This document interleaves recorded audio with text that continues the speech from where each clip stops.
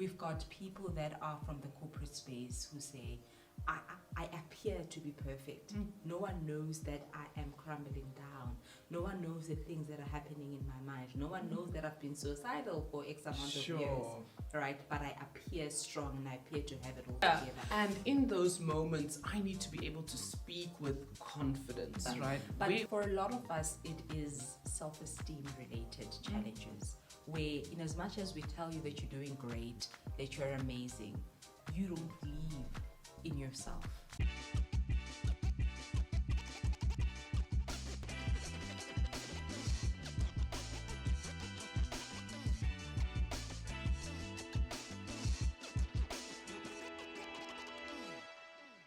We've often found that some people have experienced speaking anxiety, speaking trauma, and all of these things, and they ask themselves, is this normal? Why am I going through this every time I get to speak? Why is it that it feels like speaking is, worse than rather dying, they say, apparently? And what we found is that there's possibly some internal work that needs to be done. And at Unforgettable Speakers, in our 90-day program, we have a specialist, and she's a therapist that is going to help us delve into this conversation of what's really happening. Why are you so scared? Today, I have with me a special guest, Senzi. Thank you so much for joining me. Thank you, Palisa. Thank you for inviting me. Let the people get to know Senzi a little bit beyond the therapist. Who is she? I often say that if you think of Senzi, you think mental health, right? So it's very difficult to describe myself outside of that. But yeah, I'm a shy, quiet girl. Oh my goodness. I'm a shy, quiet girl, very passionate about helping people, very passionate about seeing people grow and seeing people discovering themselves and their true potential. That is some of the things that I'm very passionate about. I love nature. I love being with kids. I love family. I love all things homemaking. That is me. Wow, In a that sounds nutshell. beautiful. It sounds warm. Right? I'm a warm person. I love it. I love it. Yeah. And then with Senzekile Institute, how did you come about that? Why does that work even matter so much? Sure, it matters so much. When I started the institute was because I've been in the mental health space for a very long time, and I was exposed to corporate mental health. I was exposed to private practice, and I saw how difficult it was for people to get quality mental health care and have it affordable. Yes. Right. And then I thought, what can I do to incorporate quality mental health care for people that can't afford it, for people that cannot pay the big bucks to get it? And I Yes. thought, let me start an institute where we train counselors to offer quality mental health and at the same time to provide quality mental health care to people in Tembisa, people in Katlehong, people in Yes. the rural areas. And I've seen such a shift and a big transformation in mental health because of that decision. So that is what keeps me going. That is what drives me. And from my institute, I've seen counselors thriving in their own practice, making a living. And I've seen people come back to me and say, Senzi, I spoke to one of your counselors and I feel like my life has changed. Sure. And that is my dream, and I feel like I'm living it. Oh, wow. That's beautiful. I love the word almost access, right? Access, because that's literally the only thing that's stopping people from living their full lives is Absolutely. access. Absolutely. Sure. And before we go a bit further and we talk about all these things that people are anxiously waiting for, we play a game here. And this game is it's a very simple game. And how it works is I am going to give you a word. And what you're going to do with the word is you're going to give me as many synonyms of that word that you can think of. And you as well at home, get ready. I'm going to give you a word. You're going to only have 15 seconds and you're going to come up with as many synonyms. Please, it's a pressure test and we're going to get started in this way. So your word, Senzi, is leader. And your 15 seconds starts now. Manager, father,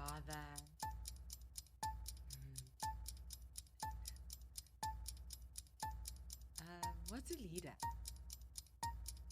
A. Five.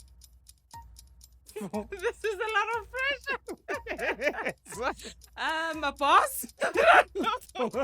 Well done, but those were all very good. Look, it wasn't that bad. That was terrible. That I know it wasn't that bad. Someone at home probably got one. Sure. Yes. So, Okay, other words. Do we have another word? No. So I'm gonna give you what the words could have been. Okay. Right. So the words we could have used were influencer, Okay. decision maker, Okay. authority, which is an Which authority is, figure, right? yeah. That was your dad, right? Visionary, guide, driver, pioneer, trailblazer. Look at the words. Now you're like, there's a oh my lot of goodness. words. I'm like, Yes. yeah. Yes. It's pressure, right? That's Where you're exactly it. I didn't get time to actually think about Uh-huh. it. That's the Yeah, thing. but you did very well. I know the culprits at home are like, oh wow, awesome. And then, can you tell us just a little bit about your work at Senzekile Institute? What kind of clients you support? I know you spoke now about people that don't have access, but why would they come to you in the first place? Why would they need you? Yeah. I always say that we are who we are because of our minds. What you say, how you behave, what you do stems from the mind. Therefore, every person that exists requires to have mental health care. Sure. Just as much as everybody that exists requires to have physical health care. So it's not a matter of who accesses the services or who needs the service. It is more around the fact that everybody needs it, and we are there to bridge that gap. It is not only certain types of people. Sure. You do not only have to be diagnosed with a mental illness for you to start taking care of yourself.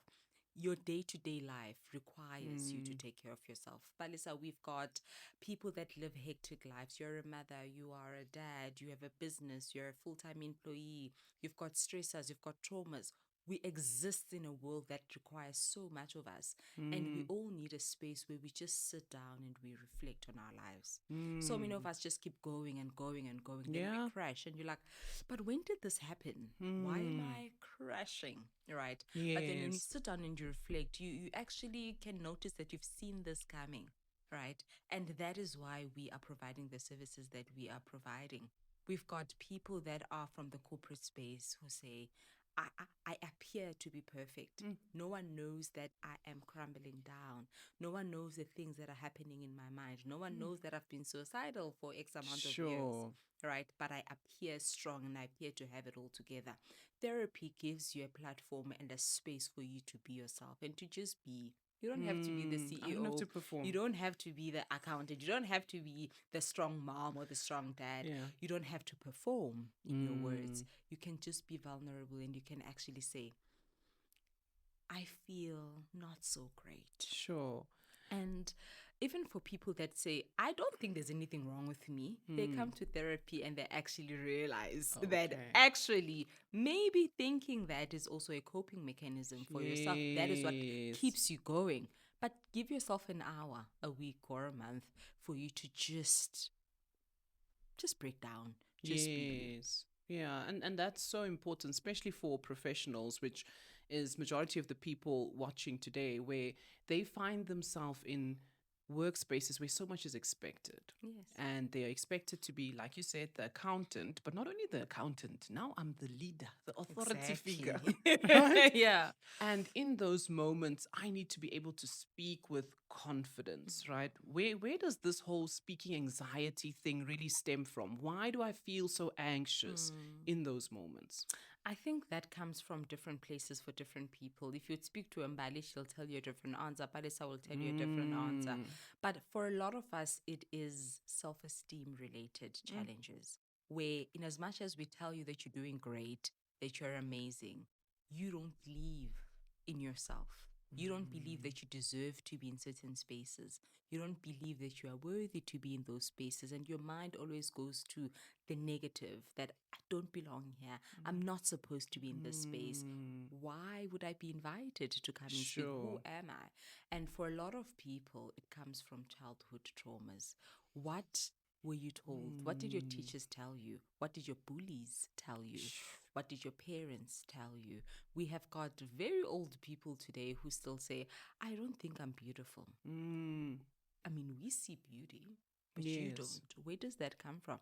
It's because my mom used to tell me that I'm not beautiful, but my sister is. Right? Yes. So you grow up believing that, and to unlearn that is very difficult. So therapy Yes. helps you to unpack, where does this come from? And then we help you to unlearn that. So it's a long journey. Yeah. For a lot of people, it is trauma. And for us to understand what trauma is, it's not just a big event where you get a car accident and you lose your yes. leg, or like a big event. For a lot of people, it's those little voices that consume you in your childhood on a daily basis that then create the person that you are today. And because it took so long to build who you are today, to build the person that struggles to speak, that self-doubts, that doesn't have confidence, Yeah. it does take a little bit of time to unlearn that and to build the person that you want to create, right? Sure. And you got to be patient with yourself in the process. Yes, and touching on that, the speaking element. So there they are, standing in front of people. All of a sudden, heart is racing, voice is shaking. Yes. Someone even said their paper shakes louder than their words while they're speaking. Why is that happening with their bodies in that moment? Yeah, that is how our bodies and our minds protect us, unfortunately. There's what we call the flight or fight response. So when you're about to speak and your brain perceives that moment as danger, it does everything in its power to protect you and to protect itself. So what happens? You're either going to freeze and you're like, can't speak. Yeah. I can't say this.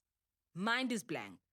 You've prepared the whole night for this presentation, but you don't remember, right? This is your brain perceiving this moment as a threat that I might be judged, that they might see the things that I don't like about myself. They might think that I'm stupid or what I'm talking doesn't make sense. And then your brain shuts down. It's a way of protecting itself. And for other people, they want to get through it as quickly as possible because the quicker, the better. Why? It's so much to bear. But I want to get through it. I will get through it, but I'm going to do it as quickly as possible. So you'd find that you can't even hear them. Others can't even breathe properly, right? So it becomes an uncomfortable experience. But for a lot of people, you'd want to ask, what was in your mind during that time? They'll probably tell you, Yes. I don't think I deserved to be there. Or they would tell you that I don't understand why they would ask me to do it. There's Sure. other more qualified people to speak about this topic. Why me? Right? So you don't believe in yourself. And I always say, before you get into that room, before you present, work on self-belief. Believe that you belong there. You deserve to be there. Visualize that moment. Create that moment in your brain. Practice that moment. Go there and nail it. Right? Yes. Doesn't Yes. mean you're not going to be anxious. No, you will be. But you come with an upper hand, which is self-belief and a high self-esteem Yes. and confidence. You just said self-esteem and confidence, a topic that often gets confused. Yes. Is it possible for a person to be confident but to have a low self-esteem? Absolutely. Highly. I think a lot of people have got confidence, but they have a low self-esteem. Right? And we see it in the most, in a lot of situations where a person appears confident, they appear to know what they're talking about, but they still worry at the back of their mind what you think about them. Right? And for some people, they perform all the time and it's exhausting. They reach burnout quite quickly because they always want to do what you think they should do, or Yes. to be the person that you think they should be so that they can get an approval from you, right? That says a lot about a low self-esteem, right? So it's important that you work more on the self-esteem because it Yes. creates a true confident personality instead of a fake one where you constantly want to check the coast and want to be what you are expected to be and not your true self. Yes. Imagine if we all were our true selves. That comes with a great self-esteem. And it's relieving. I can imagine that so many people the problem is thinking that this environment won't accept the true me. Right? Exactly. So Exactly. there's that conflict of, is Palesa, the one from Sabi Simile, going to fit in corporate Santon high offices, Exactly. or is she going to be rejected? Right? Exactly.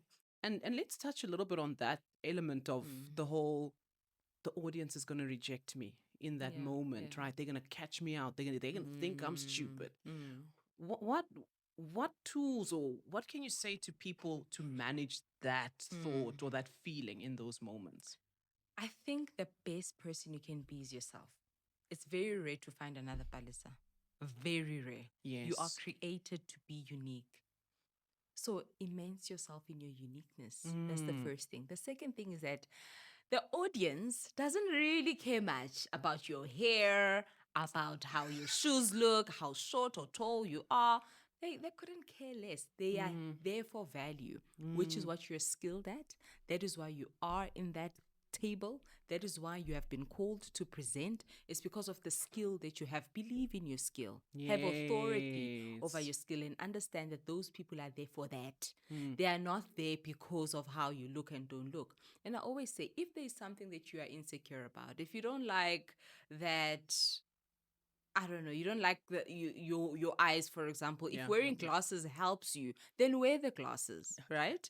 If you don't like the color of your hair and you prefer a different color, dye your hair so that you can be confident. Sometimes it's those little things that make you to be more confident. I always say to people that I could never go on stage without wearing heels, right? I can never go on stage with flat shoes because I'm short and I'll feel short, right? But the moment I'm in high heels, then my personality goes up. It's a coping mechanism for me. Find Yes. your own, right? It's not a bad thing. And it doesn't mean Yes. that you've got a low self esteem. It means that you know that Mm. there's something that you're a little bit uncomfortable with and you're Yes. fixing it. But please also understand that even if you go there with flat shoes, the audience is going to be like, oh, she's in flat shoes. It's not really, it's about you and what makes you to feel confident at that moment. Oh, I love that. I love that. I love that. Now, what would be your final piece of advice for people to learn just to be able to ground themselves in those moments when they're stepping into the hot seat, the pressure, the interview, Yeah. in those moments? There's a lot of self work that you need to do. If I could put it in percentages, it is 40% preparing for the content or your presentation, 60% preparing on your state of mind. Oof. Right? Prepare the content, prepare your presentation, make sure that it is on point, do your research, right? Put that aside. Then work on preparing your mind, relax it.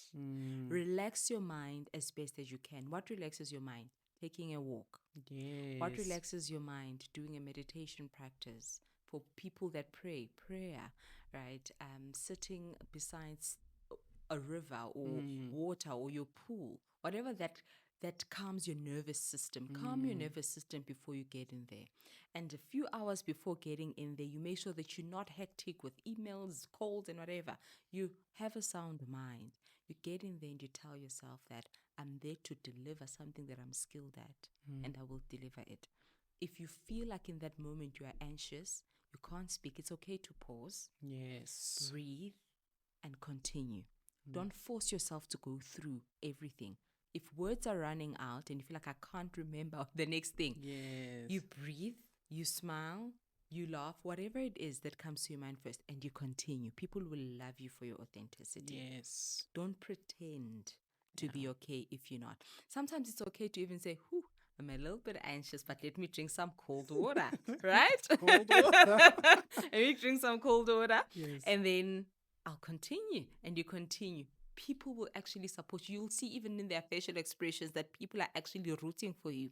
People actually want you to succeed. Yeah. They actually want you to do good. Oh, that's amazing. As you can see, we want you to succeed. So you're going to go either take your walk or drink your cold glass of water. And as a gift, I'm going to leave in this description box details to the 90-day Total Unforgettable Speakers program. This is a program where Senzi actually does one of the classes called Speaking Without Fear. And we will then be able to take you on a journey that helps you to move from that timid, shy, speaker in the boardroom to becoming a confident, unshakable, unignorable speaker. On the show, we ended by saying, Sensi, join me, please. Remain unforgettable. Unforgettable.